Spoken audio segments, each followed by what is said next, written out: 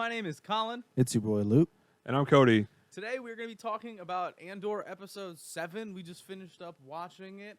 And let's just initially get into our thoughts. Cody, what did you think opening with Karn and Karn's mom? Okay. She has no chill still. Yeah, she's at all. She's not going to get any. Yeah, it is interesting that we finally get into a little bit more of like he's going to work for Harlow. He's getting in there. It looks like that's probably Empire. Yes, very much. And he gets to handle fuel supply. Everybody's favorite job. Yes. It was so strange that he had such a bad job interview. Like, can we just talk about the fact, like, if job interview etiquette, Don't tell somebody that you killed 2 people and that's why you got fired from your last job. Yes, don't tell people that the reason you were fired from your last job is homicide. That's a bad idea. I mean, or homicide via neglect. I'm used to working in entertainment where all we do is work with convicts, so That's fair. I think also the part of it was like it was kind of funny. So his uncle is clearly someone like the top brackets or whatever. Yeah. Because he was like, I don't think your uncle would be very happy about that.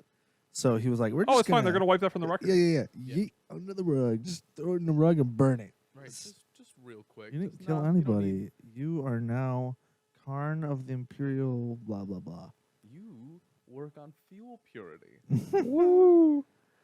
Also, at the top of the episode, we get Lutheran and Mothma. Ooh, That's a really good exchange. You can see Mothma's not that big leader that we see in the whole original trilogy. We see that a little bit in Rebels, but she's still realizing, like, hey, I might die, and I don't know if I'm ready for this kind of commitment yet. That's a really good insight to her character that we haven't seen before. We've always seen her as a stoic leader that is understanding kind of what we had to put in front of for the rebellion, but she's not there. You have Lutheran almost calling more shots right now. And you can see the beginnings of that, though. Is like they both do the thing where they like laugh or smile, and they'll be like, and they're like character change, and it's really fun to see that like Lutheran does it a lot. He even did it when he first like put on the wig, and he was like did like the hand motion. He was like, ha ha ha ha, and I was like, wow, that was a lot. But now I get it. It is a really hard character change for them because they become these stoic characters who are almost much larger than life, can do the impossible and these huge grandiose things because that's what Coruscant's about. Also, one of my when we were watching it, I couldn't figure out who Lutheran's voice or like his voice. I was like, he sounds someone like I know this character he's played for like a long freaking time. It's Bootstrap Bill from Pirates of the Caribbean. Oh my god! I didn't think about it, and then like my brain was like, because I love the second and third movies. The second one way more than the third, but the third is cool because it's like a 2-part thing. Right. But like I heard him talk, and I was like, oh my gosh, it's Bootstrap Bill. And he's like, save it. He's like, shut up! I'm watching. Save it for the pod. We get a little glimpse just that Cinta's alive, and that's all. We don't get anything more than just quick, like, hey, she's here. Okay, cool. Moving on. Well, she was on a speeder. Yeah. She was like, or it was like a little skip speeder. It's like a baby speeder. It's like an ATV speeder. Yeah, but like, show us how you got out of that. That's what I want to know. I mean, I'm sure we all want to know. But I don't. Because she was just kind of left there. Yeah, I don't know that we're gonna see it. Yeah, we get one of the rebellion. We'll call her a higher up, talking to Val about the money and needing to take care of Cassian. Oh yeah. Just it's gonna be a whole thing. A wee bit of cleaning up, just some hitman work. Yeah, you can tell Val's not in for that. No. I mean, clearly we know Cassian's not going to die at this point, so it's going to be crazy to see that. But how do you even get to Cassian? Because now he's got to serve 6 years for just walking by a pursuit of injustice. That was bad. That was. I mean, you see everyone turn like significantly more towards the rebellion and be like, oh, I get why you guys are doing this now. Because initially we get that with Marva. Yeah, and Marva was. Initially, I think we all were like, oh no, something's way off with Marva. It seemed like she was going to rat him out. Yeah, we thought like, oh, maybe there's a bug in the house. Maybe somebody is, trying to trying to come through and be like, "Hey, what's cooking?" You know. But we were wrong. It was more like she didn't want him to be there because she was gonna go just dive straight into it. Yeah. Like she was just gonna go full send. And I don't know if you guys realized it, but when he walks away, she picks up a blaster. I think she was gonna like walk out on the street and start gunning down stormtroopers. I was so Like straight. We don't like just bah, bah, bah, bah, bah. when we first see Marva, she's got a blaster. She hears like, and Andor's like, "Why is the door locked?" We're like, "What do you mean?" And the entire time in my brain, I'm going, "Why does she have a gun? What is she doing with a weapon? Why does she have it pointed at the door?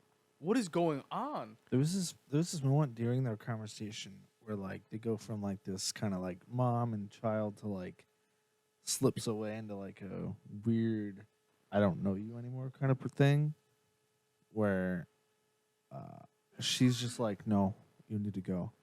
Like you need to get out of here. It's about to get crazy." You can also see B2 Emo has some trauma that he's dealing with at this point. Yeah.